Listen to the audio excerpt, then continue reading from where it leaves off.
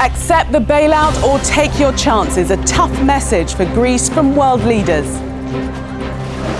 It's told it will receive no more money until it makes its mind up over the deal. Now there are high-profile calls for Greece to be thrown out of the Eurozone. We're live at the G20 in France and in Greece as the Eurozone crisis continues to deepen. This is Sky News with Gillian Joseph. Good morning. G20 leaders are meeting in Cannes for more talks aimed at halting the Eurozone crisis. The future of Greece and its participation in the euro is dominating the summit, with threats that it could be cut adrift. Well, last night, European leaders warned Greece that it'll receive no more bailout cash until it decides whether or not to stay in the euro. The Greek Prime Minister says he has set a date for a referendum, December the 4th, but the question hasn't been decided and he's facing dissent from his finance minister, who's opposed the vote. Well, this morning, the head of the Eurogroup, Jean-Claude Juncker, said Greece can't stay in the euro at any price, and plans are already underway to get the country out. Well, the leaders of Germany and France delivered a tough message to Greece after an emergency meeting last night. We have made it clear once again that the referendum can only concern whether Greece wants to stay in the Eurozone, yes or no. And the Greek representatives, including the Greek Prime Minister, have also strongly supported this. It's up to the Greeks only now to decide whether they want to continue along the path with us or not. But the rules that we adopted and the confidence we have in the euro and in Europe are absolutely fundamental principles. They are a European commitment that we have to defend. Meanwhile, the Greek Prime Minister expects his people to vote for staying in the euro. This is not a question only of a program. This is a question of whether we want to remain in the eurozone. That's very clear. That should be clear to everyone. I believe that this will be a positive outcome. I believe the Greek people want us to remain in the eurozone, and I believe that this referendum will show so. Well, our economics editor Ed Conway is at the summit in Cannes. Amanda Walker is in Athens, and our business presenter Sam Washington is in the city for us now live. Well, first to Ed Conway, who's at the summit in Cannes. Ed, this is escalating by the minute. Any real chance of saving Greece and of them actually staying in the euro?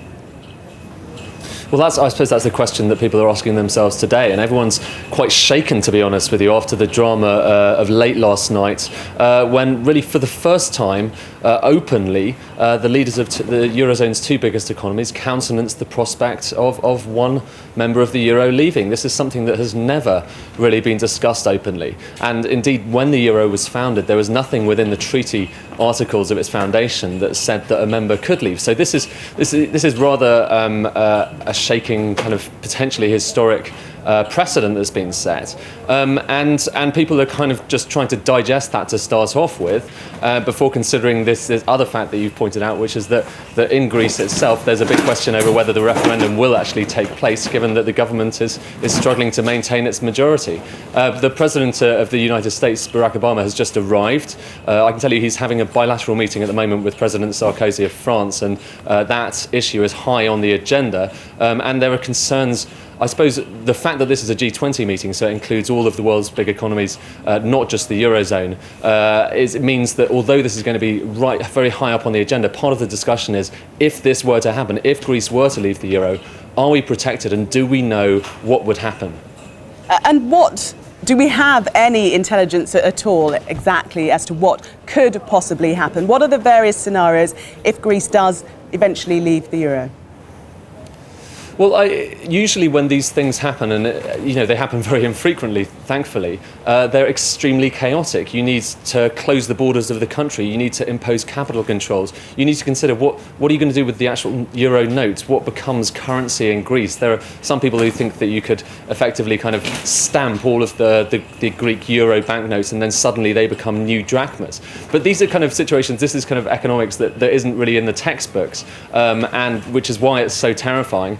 and which is why it's taken such a long time for Merkel and Sarkozy actually to talk about this openly, because there is no plan. I mean, there is no open plan about what would happen in this situation, and so you're back to trying to work these things out as you go along. But what we do know is it would be very chaotic. It would be disastrous for the banking system, both in Greece and throughout Europe, because we're so intertwined with the European banking system, and there's a lot of Greek debt floating around, particularly in French and German banks. So everyone does know that it would be disastrous. But what was significant for me from last night was when the German Chancellor Angela Merkel said that we're planning to accelerate the speed with which we're increasing the size of the European bailout fund, the EFSF, and that will give us the ammunition and the protection to be safe in the eventuality of a Greek exit from the euro. So clearly now there are lots of efforts underway behind the scenes as to what would be done if Greece were to leave.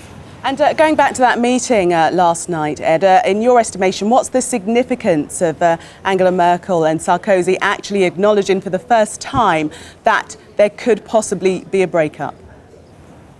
Well, I think that's highly significant. I think that, in a sense, is the landmark moment, because so far it's taken until now for that to be discussed openly. And really, anyone who's tried to raise that possibility, whether it's in press conferences or in meetings, has been dismissed out of hand, and that can no longer happen. And of course, it then kind of raises the question of what about Spain? What about Portugal and Ireland? Countries which have enormous amounts of debt, would rather like to get rid of that debt, would rather like to do what Greece is doing at the moment. And some of whom would rather like to leave the euro. They now know that euro membership is not always a given. There's a choice, but whether that choice is going to be taken and what happens in Greece now is really anyone's guess. OK, well, let's speak to Amanda Walker, who's in Athens for us now. And Amanda, we're hearing of the emergency Greek cabinet's meeting due to take place at about 10 o'clock, we believe. Are we seeing a government in meltdown? Well, Evangelos Venizelos, who is the finance minister, he really is the key player who has now changed his mind about this idea of a referendum, having previously backed the Prime Minister. He's now saying that it's an achievement that Greece joined the euro, and that depending a referendum on that really isn't the right way to go about it. So we know now that this emergency cabinet meeting has been called by George Papandreou, who has now returned from Cannes. It was a difficult audience that he faced there, a potentially even more difficult one here, with another element of his cabinet now really suggesting that they don't want this referendum either. Overall, the political scene saying, look, let's just drop this idea, let's move on, let's continue with that second bailout package as was agreed last week.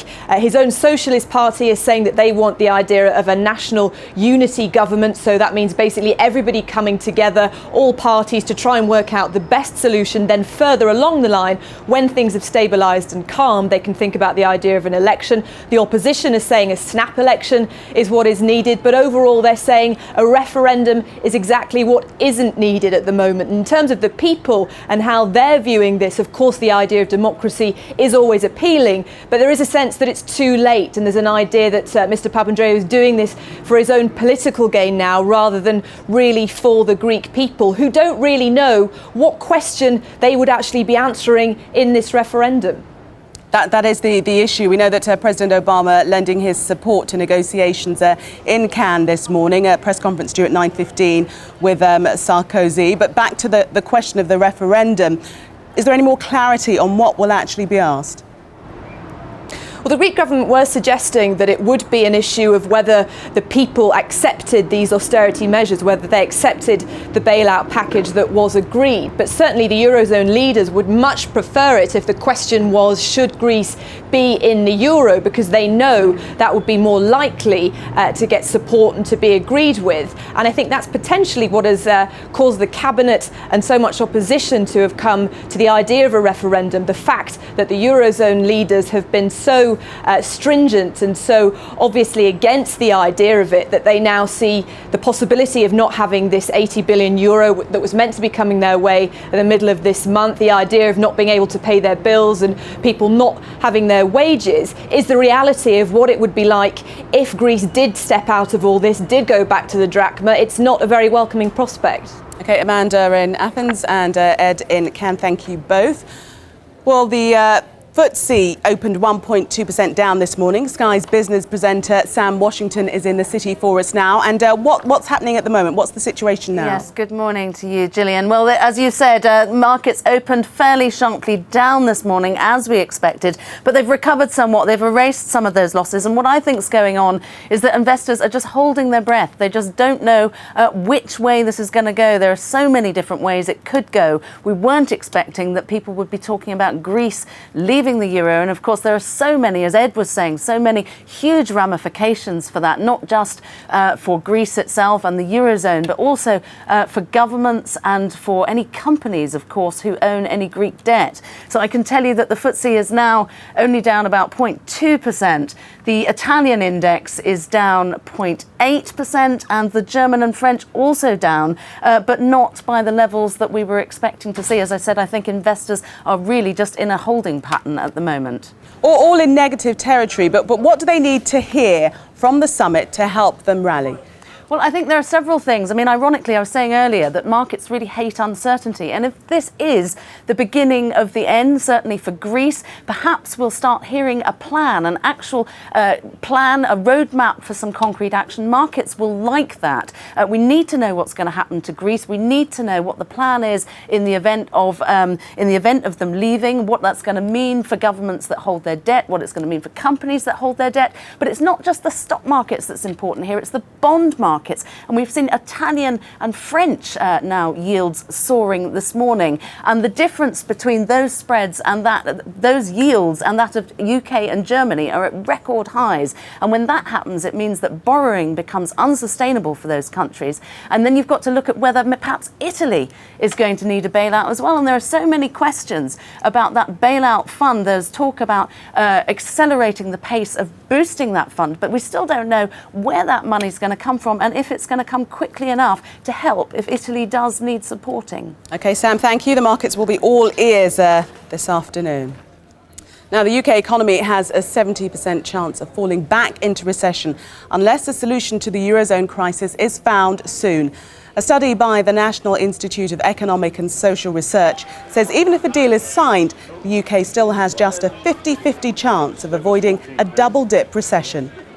We are saying that if the eurozone comes to a successful resolution, then growth in the UK will be modest, but still probably positive. But if the eurozone simply continues to muddle through, or if things get worse, then we could well fall back into recession. Well, as G20 leaders gather in the south of France, there'll be a special edition of Bolton & Co. this lunchtime, live from Cannes. That's Bolton & Co. at 1 o'clock. And you can also take part in our vote today. Should Greece be thrown out of the euro? Have your say at skynews.com/politics.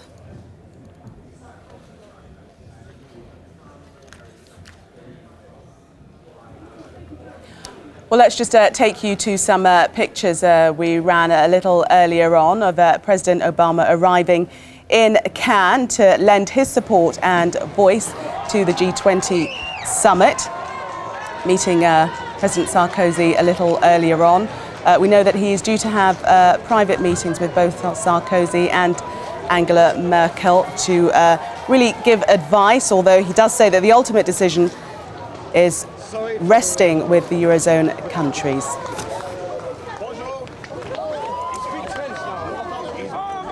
Well, as we know, the ultimatum has been handed out to Greece. They must say yes in their December referendum or face losing their remaining bailout money and leaving the euro.